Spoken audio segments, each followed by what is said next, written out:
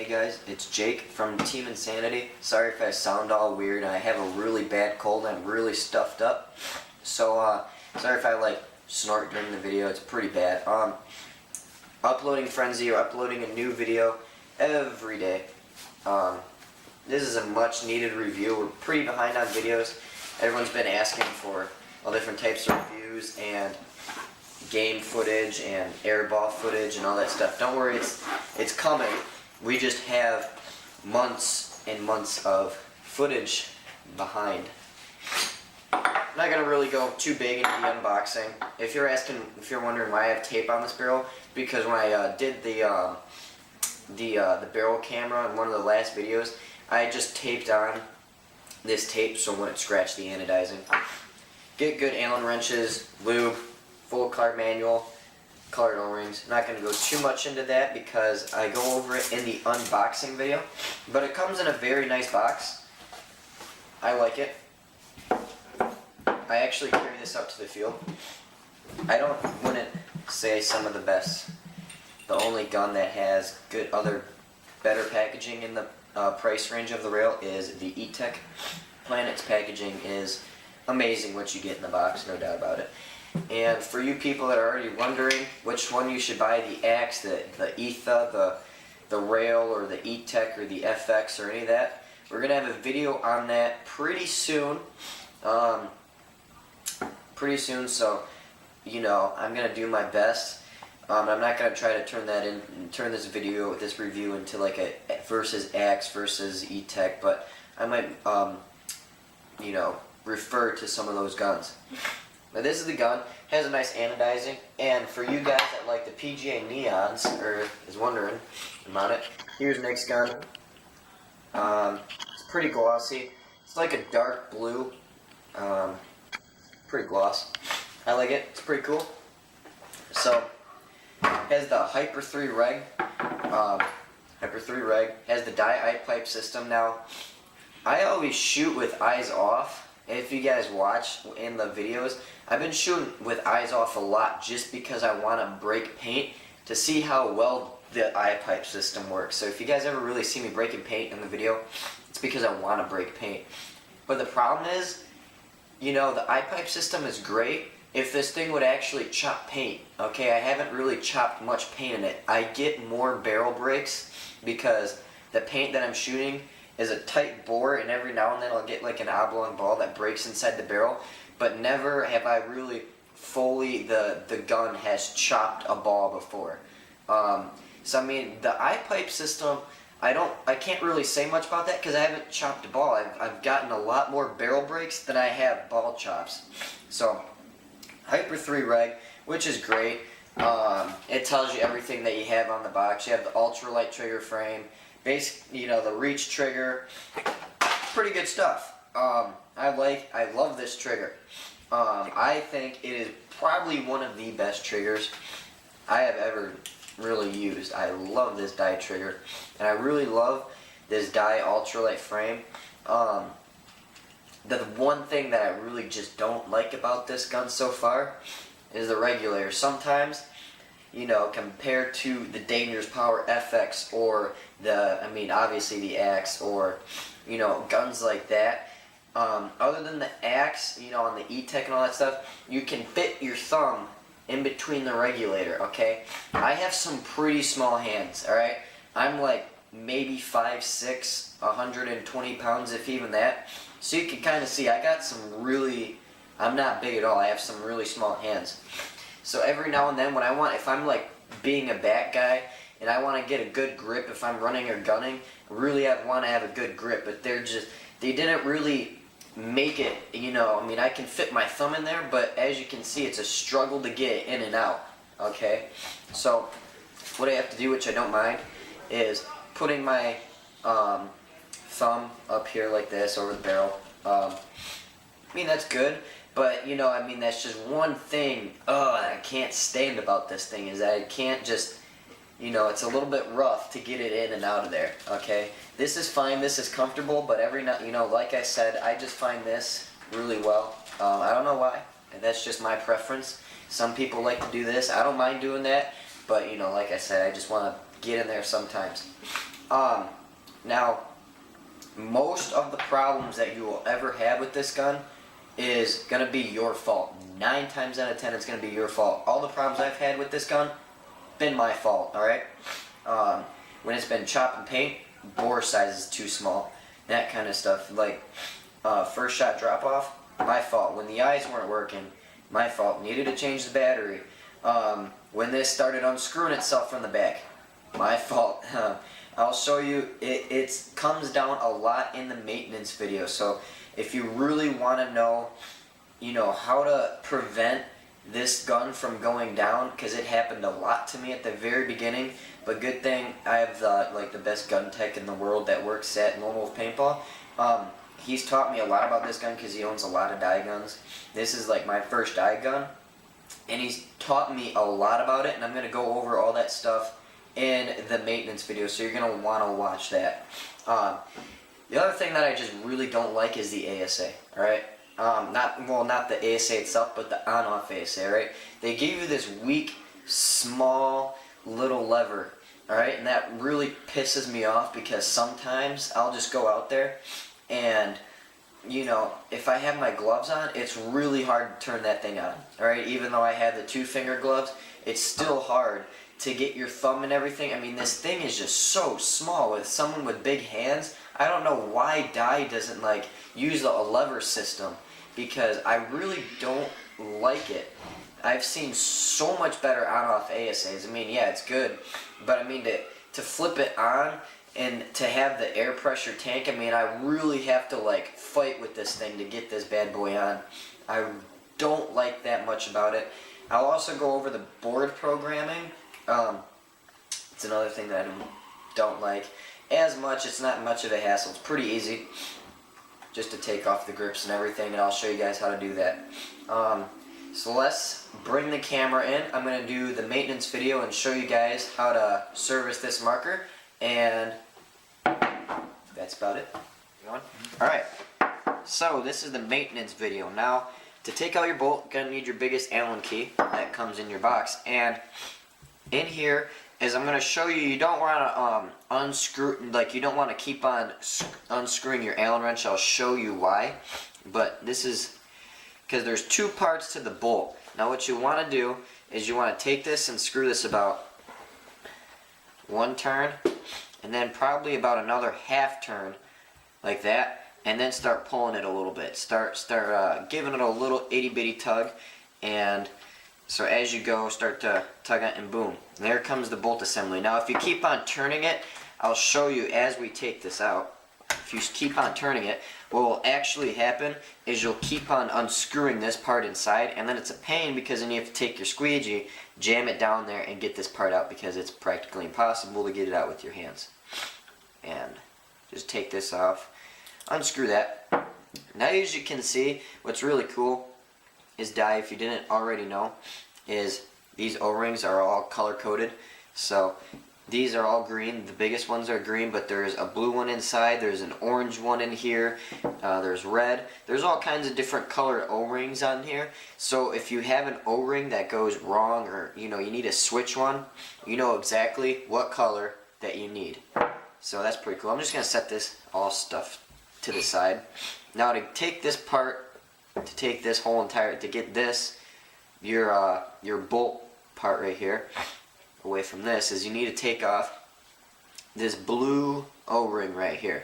Now, I'm going to do this with my towel because it's a little bit hard when it's all nice and already lubed up, and mine is pretty oily, so with my hands, it's going to be hard. So what I like to do is I like to take this towel, and I like to pinch the end of it, and what will happen is on one side will fold up. You don't want it to move back, because then what's going to happen is it's going to stretch the O-ring if it moves back here. That's what I had. And then when you go to put it back in your barrel, it's going to be stretched just enough to where when you start to shoot, it'll blow out the gun. It'll blow right out the barrel. I had that happen in the middle of a game.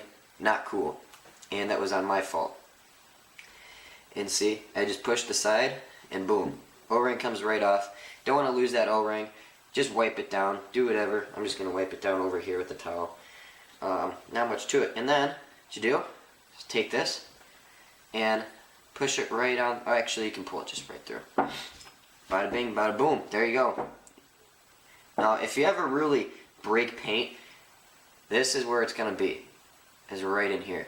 As you can see, there's not going to be anything because I haven't broken a ball. But if you do break paint, this is where it's going to be. Is right around in here. So really, when you're honestly lubing this and servicing it, this is usually the only part that you're going to have to wipe down. And I would not really recommend taking this whole entire thing apart that often. Maybe just every 2 cases, or if you play a lot outside and you get really dirty, really muddy, then yeah, I would probably change it.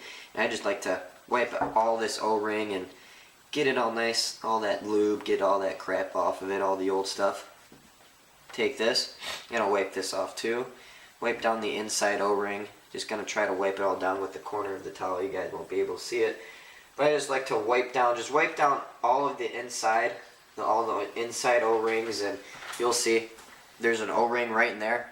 You're going to want to wipe that down, get all the old lube off of it, because if you do break a ball, that's going to be saturated in paint.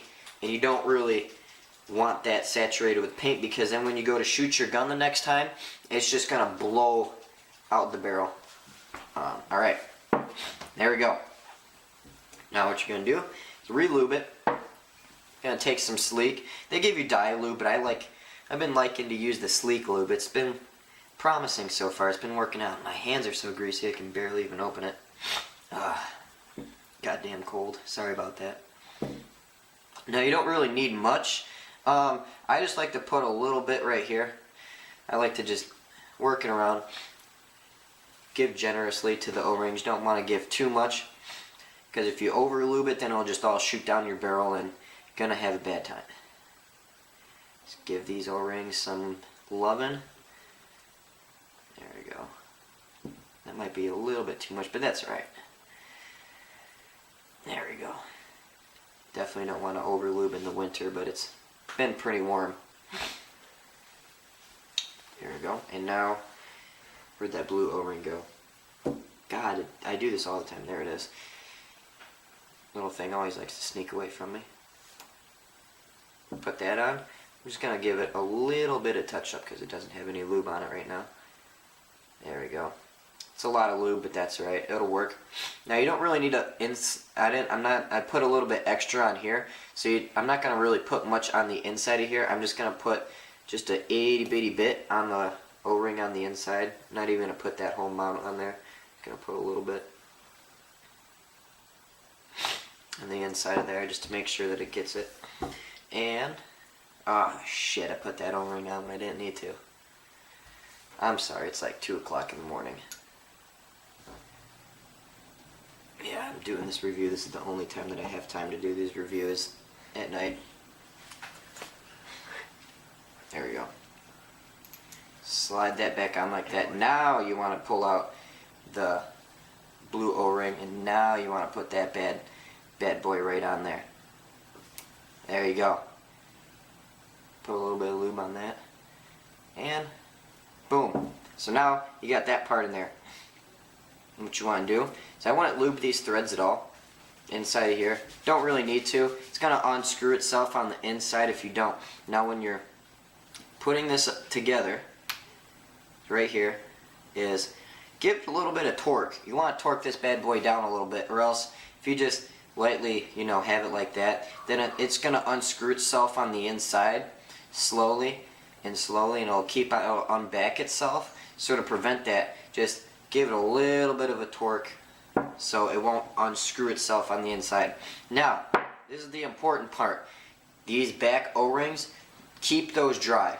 Don't lube those, alright? You don't want to lube these, because if you do lube these, what's going to happen in the end is it's going to work around in here, it's going to work on the threads, and this is going to unback itself. The back bolt is going to slowly unback itself. Stupid fridge.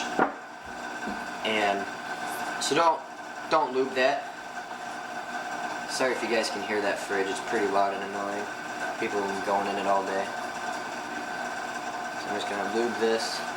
Give some generous lube to the O-rings right there. Give a little lube here. Make sure you wipe it down, of course. I'm not going to lube those O-rings. Keep those threads nice and dry. And I'm going to put the bolt assembly off to the side now. And now here is the most important part. If you want to spend a lot of money real quick, break your eye pipe, be a complete dick with your eye pipe, right? These things on the inside are the most fragile things you will ever have in any gun, right? What you want to do is just take your finger, put it into the feed neck, as you can see, and I just like to hook it with my finger and pull it out very slowly. There's your eye pipe. You don't want to put a squeegee through here that when it's out like this. What you want to do, run it under water. That's what you want to do to clean it. Run it under water, maybe take like a paper towel or something and wipe it down. I already did it before the video. There is no paint on it, just a little bit of grease. There's still not much. And when you're putting it back in, that's another most important part, because you can crack these so easily, right? I already cracked one, and they're worthless after you crack them. So when you put them in, you really don't want to force these things in. If you force these things in, it's gonna suck for you. Now what I like to do is I just like to move my finger. When I have the eye pipe on the end of my finger, I like to move it back and forth like this and slowly push it in. And it'll find its way, but if it gets stuck in one part, don't keep on pushing it or else it's gonna crack, no problem. So that's why I like to turn it every now and then when I'm in there. So you just want to feel it. Come on, baby. There we go. And I like to look right down the feed neck and its end. Alright? You don't want to really overdo it, or else you're going to crack that, and it is like 10, 15 bucks or whatever it is to repair. Let's get the lube out of there. Just going to wipe down the inside with the towel. Get all the old lube and everything out of there. Want to make sure that you always do that. So that's one big part, is the eye pipe is very fragile. Don't want to screw that up. Now what I'm going to do is put the bolt back in.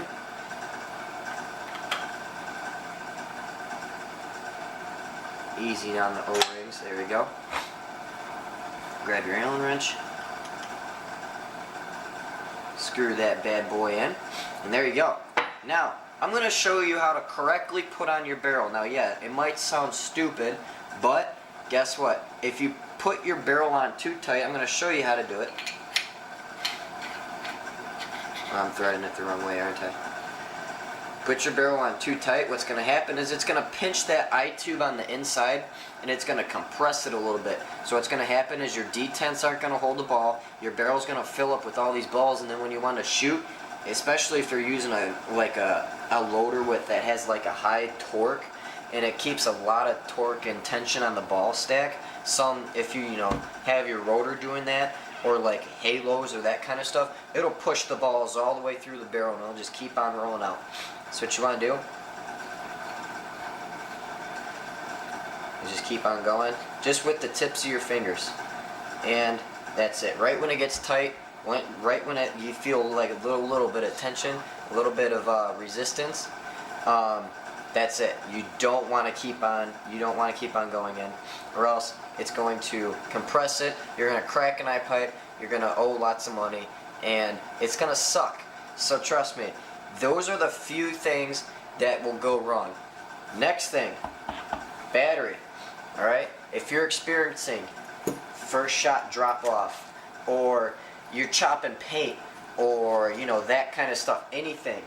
If you are experiencing a lot of problems, guess what it's going to be? Always your battery. 9 times out of 10.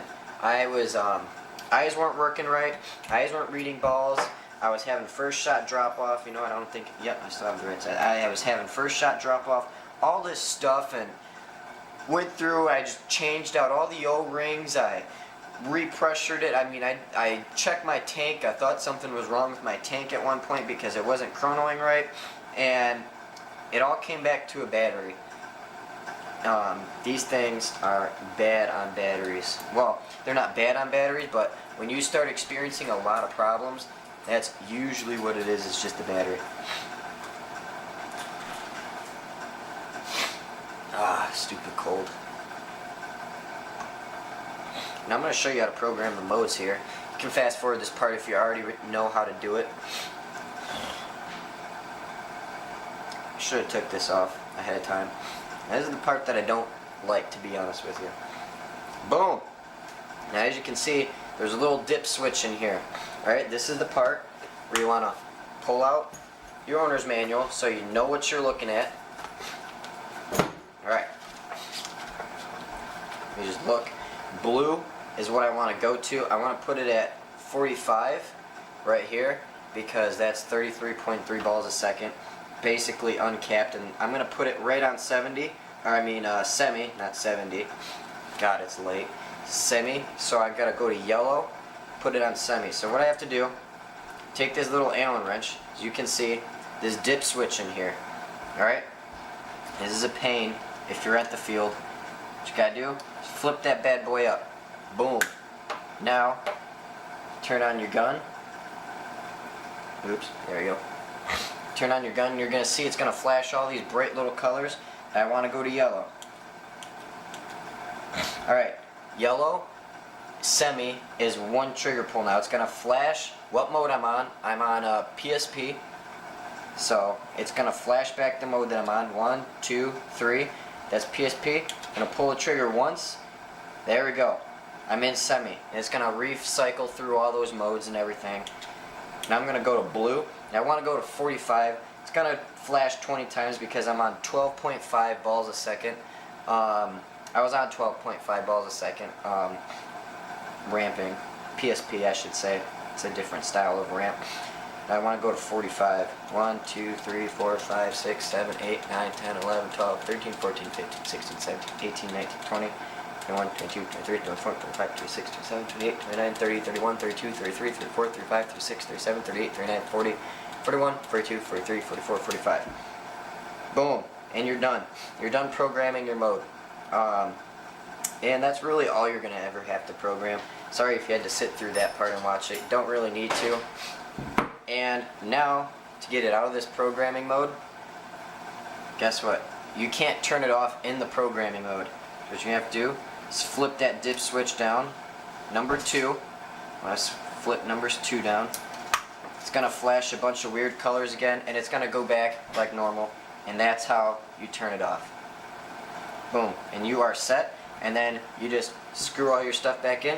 Hope that helps. And we're going to take the camera back out. We're going to do the efficiency test, and then we're going to do the conclusion.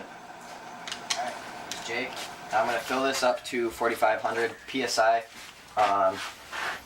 This tank is, or this gauge is more accurate than the tank gauge. There's 4,000 right there. We're going to go a little bit above it. Go past it.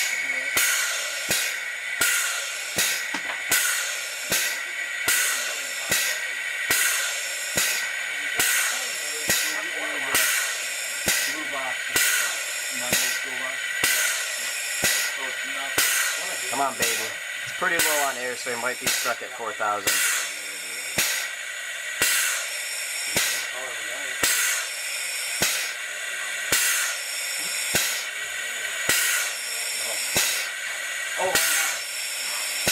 Alright, so we're sitting right at 4,000 PSI. Which way are we going? Front or back? It doesn't matter. I need to. Alrighty, now let's go shoot it. Alright, what I'm going to do is I'm going to show you the bore size of this paint.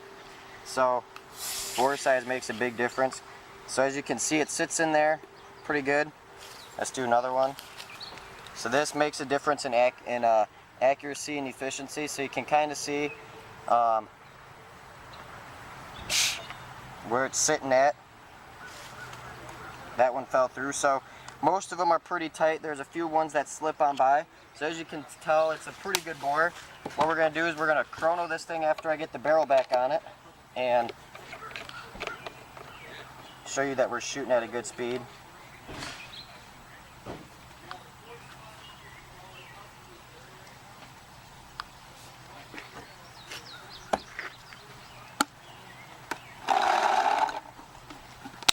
One pod. Just get the hand chrono.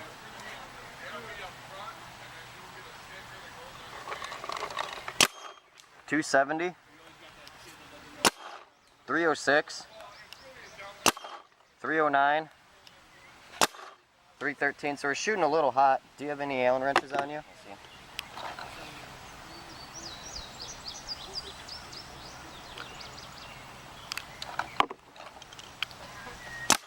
308. Can still go down a little bit. It's pretty consistent. 260. 222, 229, 240. Now it can go up.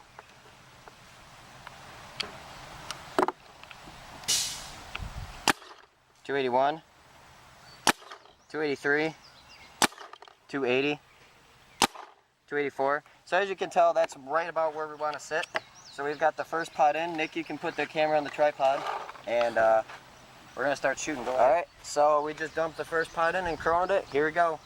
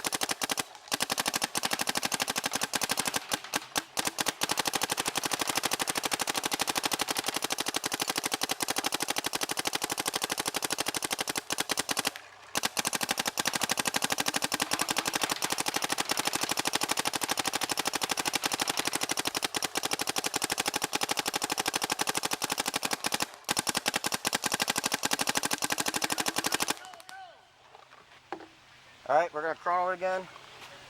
266, 275, 274, 292, 291, so we're still going strong. We're at about a little bit over 1,000.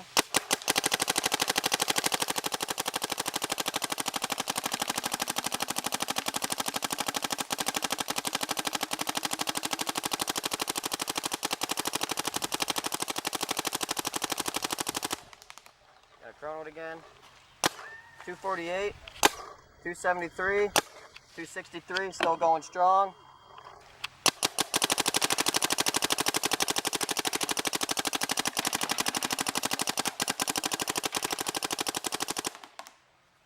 And I think we're getting to the end here. 279, oh, still going. 247, 270, 258. So it's dropping off a little bit. 254. We're in the 250s. You can still shoot. We're about the 250 to 270. It's jumping a little bit because it's getting low on air, but we're still going.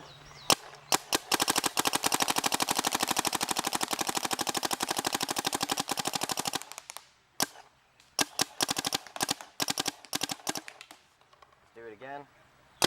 244, 254, 246. Oh, that might be it.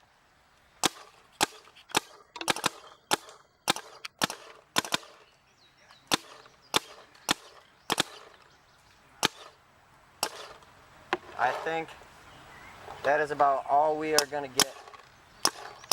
Yep, that's it. And we got one. We got 1, 2, 3, 4, 5, 6, 7, 8. Now the gun really got really cold. I don't know if you can see the condensation, but it got really, really cold as I was shooting it. But let's just take this paint out of here.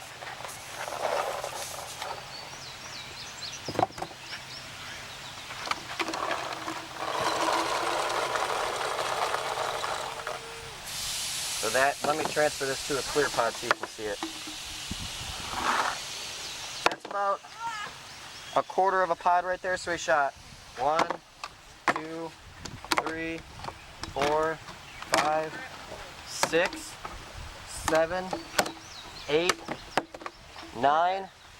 9 1/4 pods. Wow, that's really much better than I thought we would. Out of a 6845 filled at 4,000 psi, we got 9 1/4 pods. Thank you.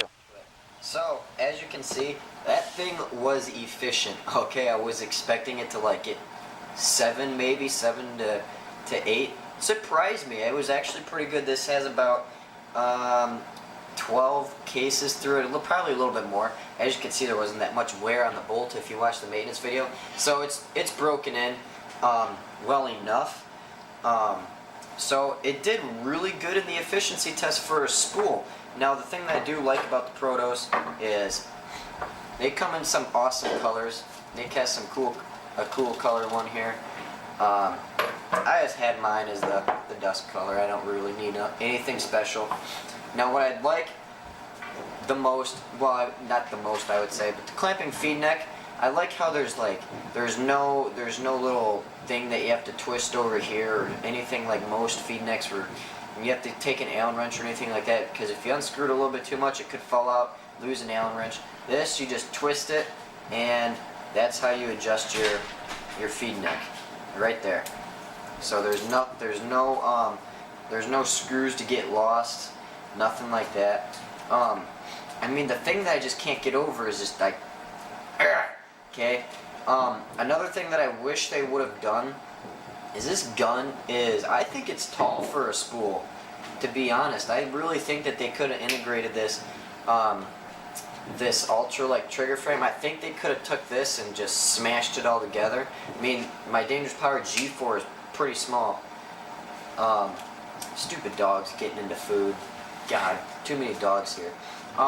So I think they could have made this a little bit smaller. I think they could have did a little bit better on the bolt. I mean, if Dangerous Power and GOG and those kind of, guns that are 300 to, 200 bucks, if they can make their gun to where all you have to do is hold down the trigger and you get right into the programming mode, I think this gun should be the same, no different. I think they dropped the ball on that. The board is great, I just don't like how you have to program it. It's not bad. I mean, I usually stay in semi until I have to go play airball, then I have to change it. Overall, I mean, this thing is smooth. It's not like butter smooth, and it's not like DM smooth, but the thing about, there was a comment about, there was actually a lot of questions, not just a comment, there was a lot of people saying, is it as smooth as a DM? No, it's not as smooth as a DM, but it's smooth for $500. You have to remember that a DM is like twice as much as this, practically. A DM13 is a lot more money than this gun, alright? For $500, this thing shoots amazing, okay? This barrel shoots amazing. This thing is the most accurate thing in the world. I mean, this is a di-ultralight barrel. It says Proto on it. It's practically a di-ultralight barrel. I mean, this thing is just so accurate. Anywhere you point this, it is going to shoot it. The trigger, okay, for semi, you guys see me playing semi and just ripping on this thing all the time. The trigger is amazing. And I have to say, this is the most comfortable gun I've ever held, alright? Die guns are probably the most comfortable guns I have ever held, other than this part. I mean, look at that grip. I mean, it's just how it's nice and thin, right? I mean, it fits your hand so, it just fits your hand so nice and everything. It's awesome. This thing is just the most comfortable thing in the world. I love how comfortable this thing is. It's great in the hands. It's really smooth. There's really not much kick at all to this thing. The trigger, you can adjust it really easy. I mean, I just wish Dye would fix their ASA, but really most of the problems that you will ever have with this gun is going to be your fault. Okay, people screwing in their barrels way too tight and screwing up their eye pipe. People just jamming their eye pipe in there the wrong way, servicing it the wrong way, lubing up their threads, and it starts to slowly unback itself, not torquing down the cam and everything. It'll, it'll unscrew itself in there. But, if you can get past all that, God, this thing is amazing. I love this thing. It shoots money. If you're thinking about buying one, I definitely would not hesitate to buy this. I think it's pretty good. Regular is great. Love it. I hope you guys enjoyed this review. If you liked it, leave a like. It costs a lot of money, especially the efficiency test and buying the gun. So I hope you guys enjoy it. Thanks for leaving all your suggestions. Keep on leaving them. Making more videos, uploading Frenzy. There's a surprise at the end of the uploading frenzy, by the way. Is it going to be another review? Is it going to be a montage? Or is it going to be, I don't know. Guys, just got to have to wait and find out. But, thanks for watching, guys. Hope you guys enjoy. Team Insanity, we out.